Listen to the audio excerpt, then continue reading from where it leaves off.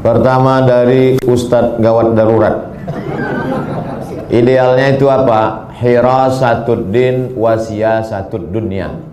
Tujuan dari politik dalam Islam beda sama politik barat. Politik barat bagaimana melakukan trik. Trik artinya tipuan. Semakin berhasil menipu orang berarti semakin hebat dalam bidang politik. Sedangkan dalam Islam politik itu adalah hirasatuddin wasiyasatud dunya. Bagaimana bisa menjaga agama?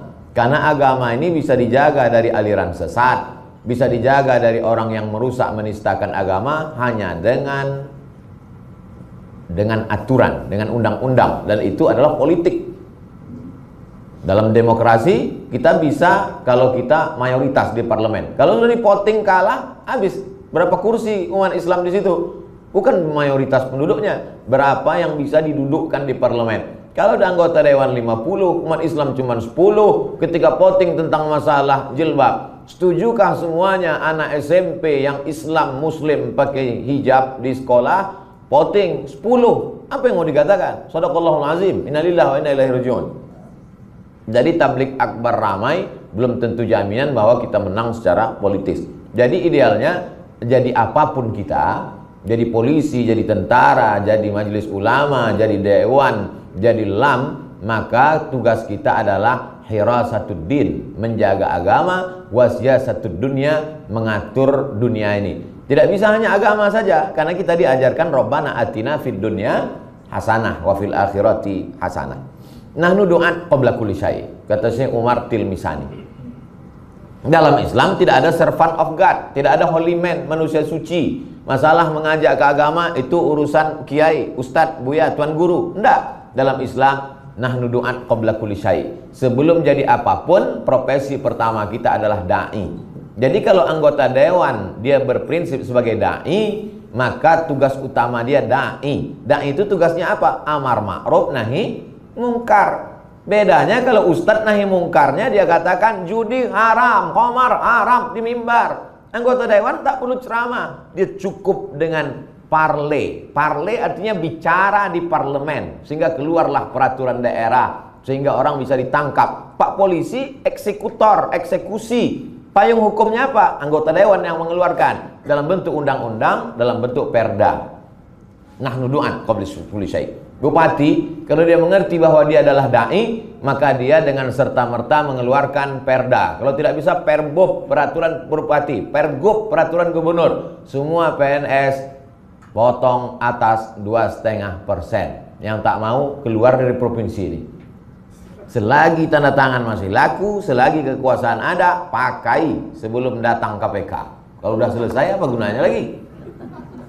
Cuman kan kadang datangnya belakangan. Udah pensiun barulah datang ke pengajian Ustadz, oleh air mata. Apa yang bisa kami lakukan Pak Ustadz? Istighfar aja lah Pak, Yasin aja lah. Dulu waktu ada kuasa tak mau. Menarik keyword kata kunci yang disampaikan UGD tadi, saya Ustadz kampung. Perlu diperbanyak spesies Ustadz kampung ini. Sekarang Ustadz hadir di hotel, di seminar, tidak menyentuh grassroots Ustadz kampung. Kenapa dulu orang begitu dekat dengan ulama? Karena dulu Ustadz kampung. Orang kalau mau pindah rumah, siapa yang diajaknya ngusir hantu nyumbang tanah? Ustadz kampung, diajak tahlil, la ilaha illallah, hilang hantu-hantu semua. Kalau anaknya mau lahir, bini sudah mengarang 2 hari 2 malam, anak tak lahir-lahir. Kemana orang minta air? Kau Ustadz kampung, datang dia minta air. Tolonglah Buya bacakan air putih. Dibacakan Ustadz tuh, iza zulzilatil ardu zilzalaha wa akhrajatil ardu asqalaha. Lahir. Kalau anaknya mau nikah takut dia hujan, dimintanya tolonglah Buya, ini tenda udah ini, gulai udah masak, takut kami hujan. Kemana dia minta? Kau Ustadz kampung. Jadi masyarakat merasa terutang budi. Dulu anaknya payah lahir, Ustadz kampung. Dulu waktu dia mau pindah rumah, Ustadz kampung. Istrinya kerasukan, Ustadz kampung. Akhirnya sampai pada meminta pilihan politik. Kemana dia bertanya? Ustadz kampung. Maka spesies Ustadz kampung mesti diperbanyak. Ustadz Somad ini Ustadz apa? Ustadz hutan. Saya ini lebih parah dari Ustadz kampung lagi. Saya masuk ke suku Talang Mama, suku Akir, suku Laut, masuk ke dalam. Ada seorang sekda, tak perlu disebutkan nama daerahnya, menjaga kode etik jurnalistik. seminar di Jepang. Pas seminar Jepang, jumpa sama rektor Unhas, Universitas Hasanuddin. Bapak dari mana? Saya dari Sumatera. Bapak, saya dari Universitas Hasanuddin, rektor. Oh, kenal dengan Ustadz Somad? Bapak ini tak pernah datang ke pengajian Ustadz Somad. Cuman mau bilang tak kenal kan malu.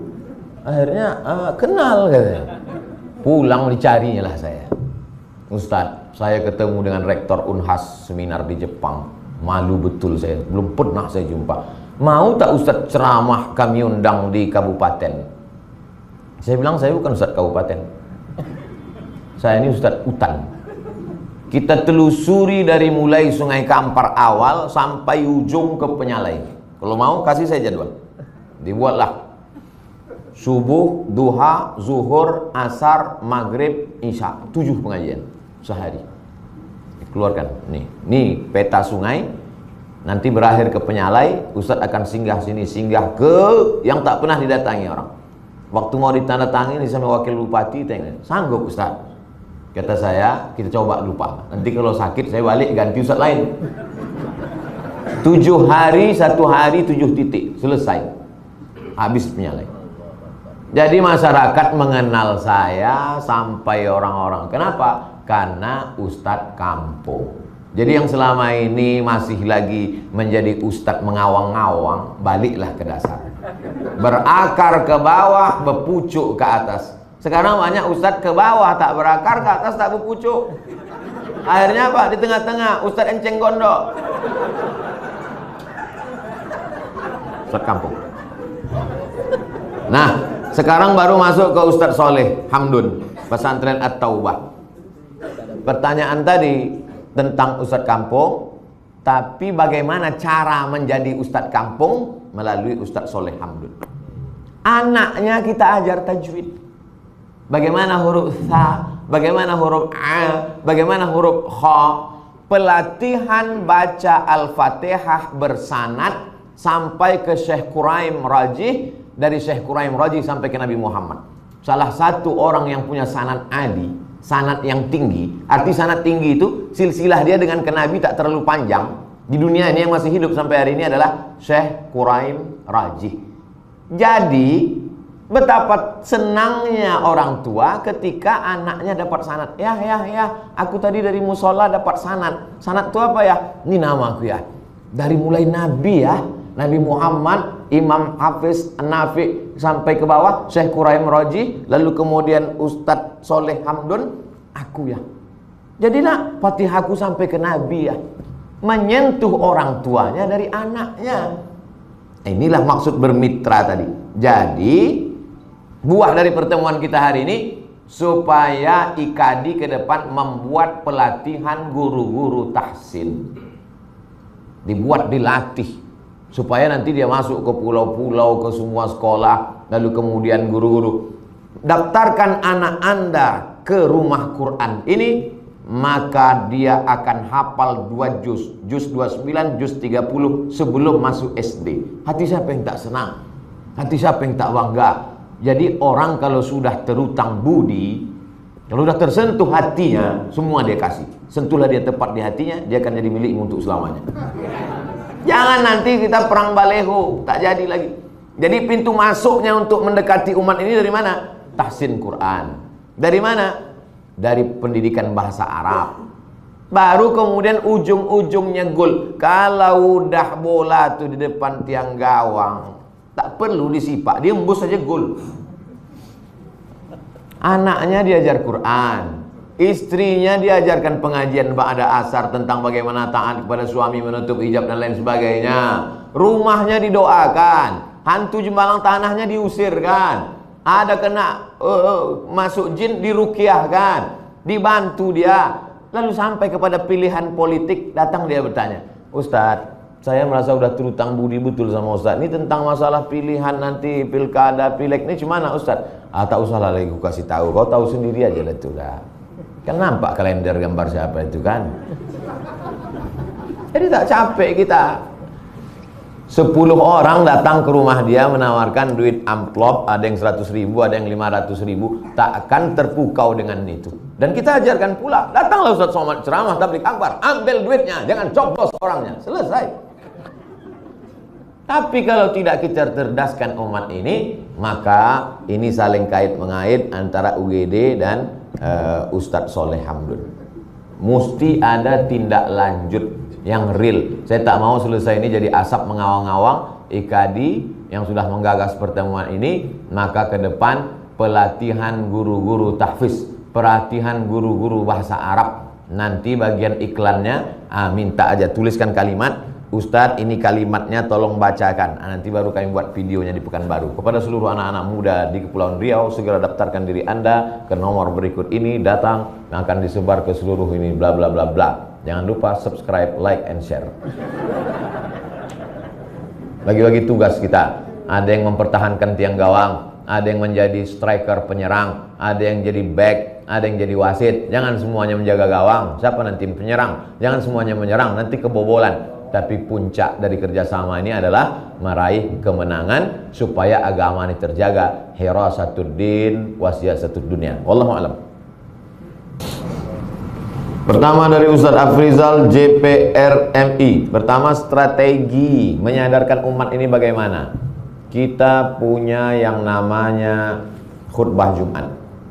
Khutbah Jumat itu isinya tidak boleh khilafiyah, tapi isinya umum saja. Tidak mengajak kepada partai tertentu, mengajak kepada golongan tertentu, menyadarkan umat betapa kalau kita tidak melek politik, maka kita akan dipolitiki orang. Kalau kita tidak menggunakan suara kita, maka suara kita akan dimanfaatkan orang.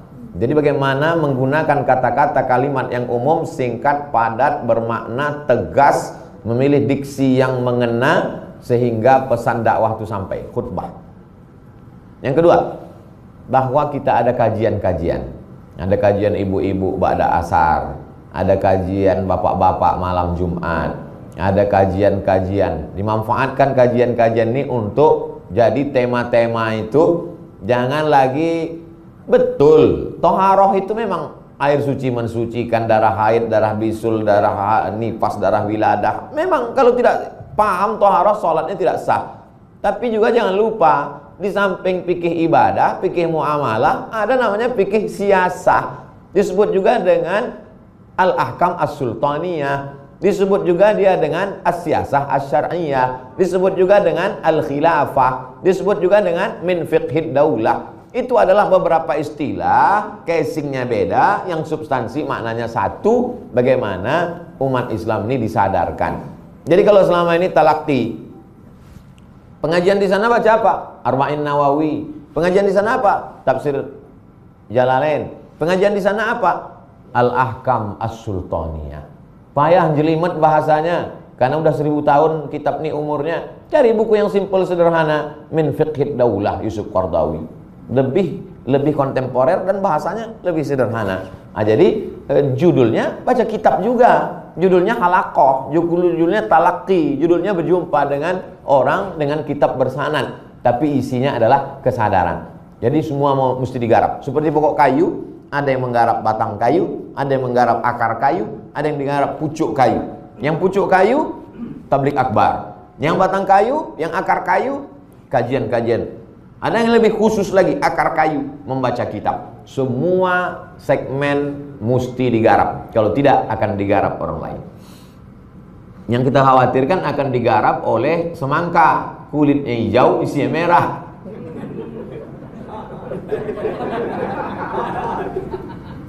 Lalu bagaimana partai politik yang secara nama sudah membawa umat Islam tapi tidak menyuarakan umat Islam, dan terjadi persaingan antar partai politik, antar orang-orang, person-personnya.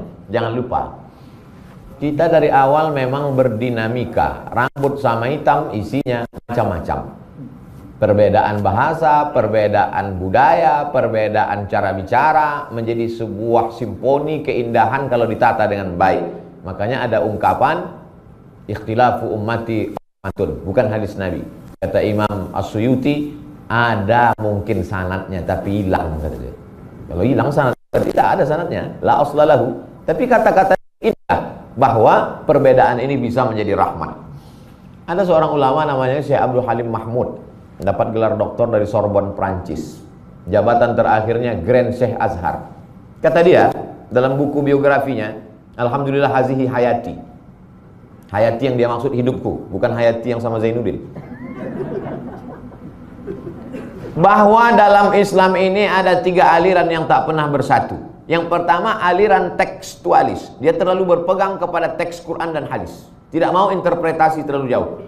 Yang kedua aliran akliyun, kontekstualis, lebih mengedepankan akal. Inilah golongan Mu'tazilah, Wasil bin Atta dan penerusnya. Yang satu nasyun, tekstualis. Yang satu akliyun, kaum rasionalis. Sedangkan yang ketiga adalah tidak pada teks, tidak pada akal, tutup teks, tutup akal, riyadhah, dia menunggu ilham dari Allah. Irfaniun, kalangan sufi, tasawuf. Ketiga kelompok ini tidak pernah bersatu, tapi ada satu titik yang membuat mereka bisa bersama. Apa itu? Mukhlishina lahuddin. Makanya bisa kita lihat itu. Bagaimana seorang Buya Hamka yang Muhammadiyah bisa duduk bersama dengan Kiai Abdullah Syafi'i. Buya Hamka imam besar Masjid Al-Azhar Blok M, datang Kiai Abdullah Syafi'i yang Nahdlatul Ulama, kaum tua Syafi'iyah. Begitu Buya Hamka tahu ini mau datang, apa yang dilakukan Buya Hamka? Buat azan Jumat hari ini 2 kali karena Abdullah Syafi'i mau datang. Jadi orang akan ketemu pada titik mukhlishina lahuddin, tapi pada yang bersifat khilafiyah. Yang pula gara-gara ini sediakan khamar karena saya mau datang, sama-sama mabuk kita hari ini. Ini tak betul. Maksudnya yang masih pada koridor khilafiyah. Nata'awan fima tafaqna wa nata'adzar fima ikhtalafna. Pada perkara-perkara yang kita sepakati, mari kita beramal bersama. Tapi pada perkara-perkara yang kita berbeda pandangan, kita bekerja sama dalam yang kita nata'awan fima ikhtalafna. Ini dari ibu yang langsung, bukan berteori tentang berpolitik. Kesadaran untuk dipilih. Macam-macam menyindir saya nampak. Jadi ustadz-ustadz yang memang jago berargumentasi, saya secara pribadi untuk ceramah lantang, keras suara saya. Makanya Badan Amil Zakat Nasional menjadikan saya duta zakat, karena suara saya kuat, itu aja. Tapi untuk berargumentasi dengan orang, saya paham diri saya tidak. Tapi ada ustadz-ustadznya. Maka sahabat saya yang LC, ustadz kakak kelas saya di Mesir, Ustadz Sahrul Aidi, jadi anggota Dewan DPR RI, sama-sama Azhar, LCMA, karena memang dia menguasai bidang itu. Dan ini diantara sahabat Nabi pun begitu. Ayahnya politikus, Umar bin Khattab, tapi anaknya tidak. Abdullah bin Umar, ketika Umar bin Khattab meninggal, mau mereka bai'an Abdullah bin Umar, kata dia, aku tak sama ayah. Abdullah bin Umar lebih menggeluti bidang riwayat hadis, lebih pada keilmuan. Begitu juga dengan Amr bin As, anaknya Abdullah bin Amr tidak. Tapi orang yang punya bakat politik, lalu kemudian membiarkan orang yang tidak punya keahlian mencalonkan diri, maka sesungguhnya dia sudah berkhianat. Jadi kalau ada ustaz punya bakat politik, hebat berargumentasi, lalu kemudian dia biarkan orang sakau duduk, maka sungguhnya dia sudah berkhianat. Jadi pengkhianatan itu tidak selamanya makan riba, berkolusi, enggak. Membiarkan orang yang tak layak dengan penuh kesadaran, itu juga menjadi pengkhianatan. Nah, ini kesadaran untuk dipilih. Al-haqqu bila nizam yaghlibuhul batil bin nizam. Kebenaran tidak diatur dengan strategi yang baik, maka dia akan dikalahkan oleh kebatilan yang diatur dengan strategi yang baik. Nah, bagaimana antar person ini? Persaingan antar person. Makanya politik kita masih ujuk-ujuk. Tiba-tiba, tak bisa begitu. Prosesnya panjang. Orang ini mesti dididik dulu. Pertama, 3 proses pendidikan. Pertama, akidah. Akidahnya mesti dididik.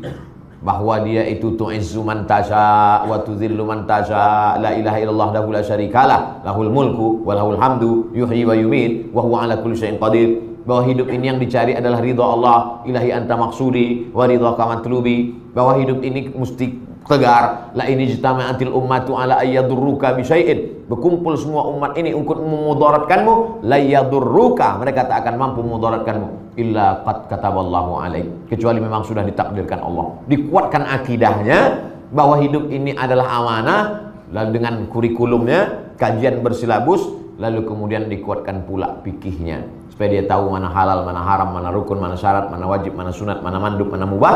Setelah itu barulah akhlak. Bagaimana zuhud. Jadi ajarkan zuhud. Karena tidak bisa orang tidak dididik, tidak ditarbiyah dengan baik, tiba-tiba dia dudukkan, hati berubah-ubah, lupa dia semua target-target. Akhirnya sibuk dia di dunia ini. Begitu duduk dia asyik menunjukkan pulpen, bolak-balik pulpen. Rupanya harga pena itu 10 juta. Lupa dia tentang bagaimana membelikan beras untuk fakir miskin, mengirim dai-dai di kepulauan. Nah, ini semua adalah melalui lewat proses.